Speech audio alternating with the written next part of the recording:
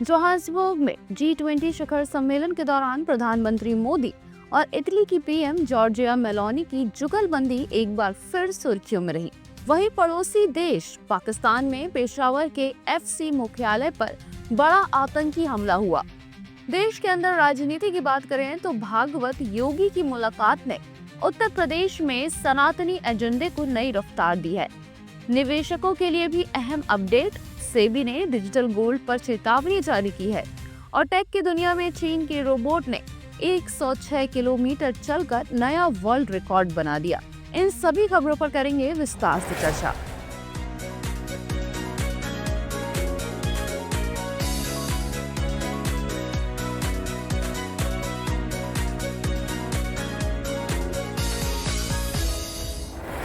दक्षिण अफ्रीका के जोहान्सबर्ग में हुए G20 शिखर सम्मेलन के दौरान प्रधानमंत्री नरेंद्र मोदी और इटली की प्रधानमंत्री जॉर्जिया मेलोनी की मुलाकात ने एक बार फिर सबका ध्यान खींच लिया। मुलाकात की शुरुआत हंसी मजाक और गर्मजोशी भरे अभिवादन से हुई। ये इस साल दोनों नेताओं की तीसरी बैठक रही। बातचीत में व्यापार, निवेश, सुरक्षा, विज्ञान, तकनीक, शिक्षा और आतंकवाद के खिलाफ सहयोग जैसे प्रमुख मुद्दों पर प्रगति की समीक्षा की गई। 2025 से 29 की संयुक्त रणनीतिक योजना पर हो रहे काम को भी सकारात्मक माना गया।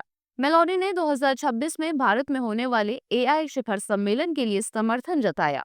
दोनों देशों के बीच व्यापार 2023-24 में $15 बिलियन तक पहुंचने की उम्मीद है, जबकि इटली अब तक करीब $4 बिलियन का निवेश कर चुका है। मेलोनी ने G20 की तस्वीरें सोशल मीडिया पर साझा की, जो तेजी से वायरल हो गई। पाकिस्तान के पेशावर में सोमवार सुबह फेडरल कांस्टेबलरी मुख्यालय पर आतंकियों ने हमला कर दिया। घटना सुबह 8:10 पर हुई, जिसमें 2 जोरदार धमाकों और फायरिंग से पूरे इलाके में अफरा तफरी मच गई। पुलिस और सुरक्षा बल तुरंत मौके पर पहुंचे और क्षेत्र को घेर लिया। हमले में 3 सुरक्षा कर्मियों की मौत हो गई, जबकि 5 लोग घायल हुए हैं। सुरक्षा अधिकारियों के अनुसार मुख्य गेट पर एक आत्मघाती हमलावर ने खुद को उड़ा लिया, जिसके बाद अन्य आतंकियों ने गोलीबारी शुरू कर दी। जवाबी कार्रवाई में 3 आतंकवादी ढेर कर दिए गए। तहरीक-ए-तालिबान पाकिस्तान ने इस हमले की जिम्मेदारी ली है। हाल के महीनों में खासकर खैबर पख्तूनख्वा और बलूचिस्तान में आतंकी घटनाओं में बढ़ोतरी हुई है। नवंबर 2022 में TTP ने सरकार के साथ शांति समझौता खत्म करने के बाद सुरक्षा बलों को लगातार निशाना बनाया है। अल महद अल आली की राष्ट्रीय संगोष्ठी में AIMIM प्रमुख असदुद्दीन ओवैसी ने कहा कि मुसलमान भारत से प्यार करते हैं और देश के विकास में उनका योगदान हमेशा से अहम रहा। उन्होंने कहा कि वफादारी अपने देश के प्रति स्वाभाविक है और संविधान हर नागरिक को अपने धर्म का पालन करने की आजादी देता है। ओवैसी ने ब्रिगेडियर उस्मान अब्दुल हमीद, APJ अब्दुल कलाम, अजीम प्रेमजी जैसे कई मुस्लिम व्यक्तित्वों के योगदान को याद किया। उन्होंने कहा कि मुसलमानों को दूसरे दर्जे का नागरिक बनाने की कोशिशें कभी सफल नहीं होंगी। बाबरी मस्जिद के फैसले का जिक्र करते हुए उन्होंने कहा कि मुसलमानों ने अदालत के निर्णय के बाद भी संयम रखा। उन्होंने ऐतिहासिक अन्यायों 1962 में विस्थापन से लेकर असम और गुजरात के दंगों का हवाला भी दिया। ओवैसी ने अपील की कि देश के विकास के लिए सभी समुदायों का मिलकर काम करना जरूरी है। दिल्ली के इंडिया गेट पर वायु प्रदर्शन के खिलाफ चल रहे शांतिपूर्ण प्रदर्शन में अचानक नक्सल समर्थक नारे लगने से बड़ा विवाद खड़ा हो गया। प्रदर्शन में शामिल कुछ युवाओं ने मारे गए नक्सली कमांडर माडवी हिडमा के समर्थन में लाल सलाम और कॉमरेड हिडमा अमर रहे जैसे नारे लगाए। विरोध का उद्देश्य दिल्ली सरकार की प्रदूषण नीति पर सवाल उठाना था, लेकिन नक्सलवाद के समर्थन ने माहौल को तनावपूर्ण बना दिया। वीडियो सामने आने के बाद सुरक्षा कड़ी कर दी गई। इंडिया गेट और आसपास की सड़कें बंद कर दी गई। पुलिस के मुताबिक कुछ प्रदर्शनकारियों ने हंगामा और पुलिस पर हमला भी किया, जिसके बाद 20 लोगों को हिरासत में लिया गया। हिडमा हाल ही में 18 नवंबर को सुरक्षा बलों के ऑपरेशन में मारा गया था। वे 26 बड़े नक्सली हमलों और 367 हत्याओं का आरोपी था, जिनमें 2010 का दंतेवाड़ा हमला भी शामिल है। लखनऊ में दिव्य गीता प्रेरणा उत्सव के मंच पर RSS प्रमुख मोहन भागवत और मुख्यमंत्री योगी आदित्यनाथ की मुलाकात ने उत्तर प्रदेश में सनातनी चेतना से जुड़े एजेंडे की दिशा स्पष्ट कर दी। मुलाकात के बाद योगी के तेवरों में खासा बदलाव दिखा। उन्होंने घुसपैठ, धर्मांतरण और कथित साजिशों पर कड़ा बयान देते हुए साफ किया कि सरकार इन मुद्दों पर नरमी नहीं बरतेगी। योगी ने घुसपैठियों को वापस भेजने और हर जिले में अस्थायी डिटेंशन सेंटर बनाने की घोषणा की। ये वही विषय है जिन पर संघ भी सक्रिय है। इसलिए दोनों नेताओं की मुलाकात को एजेंडा तेज होने के संकेत के रूप में देखा जा रहा है। राम मंदिर में होने वाले ध्वजारोहण कार्यक्रम से पहले हुई इस मुलाकात ने सांस्कृतिक पुनर्जागरण के पीएम मोदी के संदेश को आगे बढ़ाने की झलक भी दी।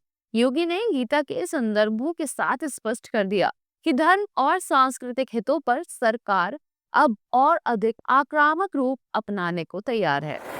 डिजिटल गोल्ड खरीदने की बढ़ती लोकप्रियता के बीच सेबी की चेतावनी ने निवेशकों की चिंता बढ़ा दी है। पेटीएम, फोन पे, गूगल पे जैसे ऐप्स के माध्यम से डिजिटल सोना खरीदने का चलन तेजी से बढ़ रहा है और लेन देन अक्टूबर में 2290 करोड़ तक पहुंच गया। हालांकि सेबी ने कहा है कि डिजिटल गोल्ड किसी भी नियामक, ना सेबी ना आरबीआई के सीधे नियंत्रण में है। यदि सोना बेचने वाला प्लेटफॉर्म या उससे जुड़ी कंपनियां दिवालिया हो जाएं, तो निवेशक के सोने की सुरक्षा पर कानूनी स्पष्टता नहीं है। डिजिटल गोल्ड में निवेश करने वालों के लिए बेहतर विकल्प गोल्ड ईटीएफ है, या ये सेबी नियंत्रित उत्पाद है जिसकी खरीद बिक्री स्टॉक एक्सचेंज पर होती है और इसे डीमैट खाते में रखा जा सकता है। डीमैट खाता न होने पर निवेशक गोल्ड म्यूचुअल फंड भी चुन सकते हैं जो गोल्ड ईटीएफ या सोने से जुड़े उद्योगों में निवेश करते हैं। रक्षा मंत्री राजनाथ सिंह के सिंध संबंधी बयान के बाद पाकिस्तान ने कड़ी आपत्ति जताई और इसे अंतर्राष्ट्रीय कानून तथा क्षेत्रीय अखंडता का उल्लंघन बताया। पाकिस्तान के विदेश मंत्रालय ने दावा किया कि ये बयान विस्तारवादी सोच को दर्शाता है। साथ ही भारत पर अल्पसंख्यकों की सुरक्षा में विफल रहने का आरोप लगाते हुए पूर्वोत्तर और कश्मीर का मुद्दा भी उठाया। पाकिस्तान ने कहा कि भारत को संयुक्त राष्ट्र सुरक्षा परिषद के प्रस्तावों के अनुसार कश्मीर विवाद के समाधान की दिशा में कदम उठाने चाहिए। उसमें ये भी कहा कि वे शांतिपूर्ण समाधान के लिए तैयार हैं, लेकिन अपनी सुरक्षा और संप्रभुता की रक्षा के लिए हर कदम उठाएगा। दिल्ली में सिंधी समाज सम्मेलन में राजनाथ सिंह ने कहा था कि सिंध सभ्यता के अनुसार हमेशा भारत का हिस्सा रहा है और भविष्य में सीमाएं बदल सकती हैं। पाकिस्तान ने इसे बेबुनियाद और तनाव बढ़ाने वाला बयान बताया।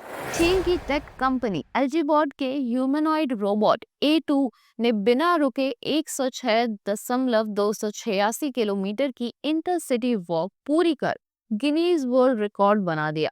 ये यात्रा 10 नवंबर की रात सूजो से शुरू हुई और 13 नवंबर की सुबह शंघाई के बंड इलाके में खत्म हुई। इतनी लंबी दूरी लगातार चलना इंसानों के लिए भी चुनौती है, लेकिन A2 ने बेहतरीन स्थिरता के साथ मिशन पूरा किया।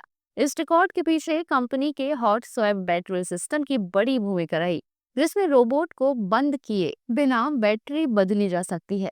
A2 को डुअल जीपीएस, लिडार और इंफ्रारेड डेप्थ सेंसर से लेस किया गया था, जिससे वे भीड़-भाड़, ट्रैफिक लाइट्स, पुल और सक्रिय रास्तों में भी संतुलित चलता रहा। शंघाई पहुंचने पर रोबोट ने इसे अपनी मशीन लाइफ का खास अनुभव बताया और मजाक में कहा कि शायद अब उसे नए जूतों की जरूरत पड़ेगी।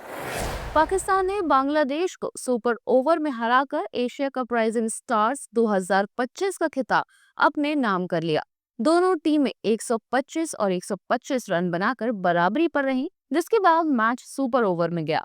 बांग्लादेश ने सुपर ओवर में सिर्फ 6 रन बनाए और तेजी से अपने 2 विकेट खो दिए। पाकिस्तान ने लक्ष्य का पीछा करते हुए 4 गेंदों में ही 7 रन बनाकर रोमांचक जीत दर्ज की। इससे पहले बांग्लादेश ने टॉस जीतकर गेंदबाजी चुनी और पाकिस्तान को 125 पर रोक दिया। पाकिस्तान की ओर से साद मसूद, माज सदाकत और अराफत मिन्हास ही टक्कर खेल सके। बांग्लादेश के रिपॉन मोंडल ने 3 विकेट झटके। लक्ष्य का पीछा करते हुए बांग्लादेश की शुरुआत ठीक रही, लेकिन लगातार विकेट गिरने से टीम दबाव में आ गई।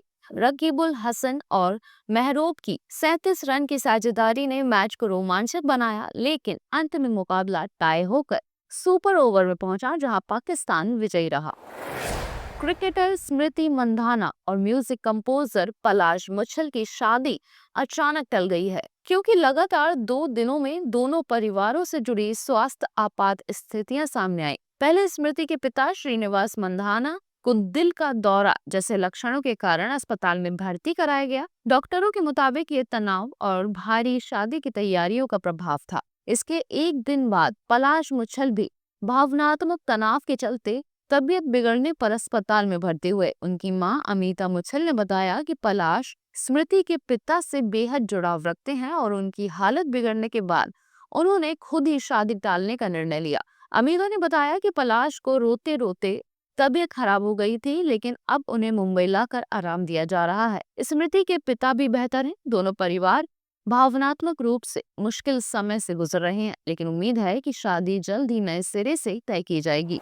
चलिए नजर डालते हैं आज की खास और रोचक जानकारी पर। क्या आप जानते हैं कि हमारी जीन्स में वे छोटी पॉकेट क्यों होती है?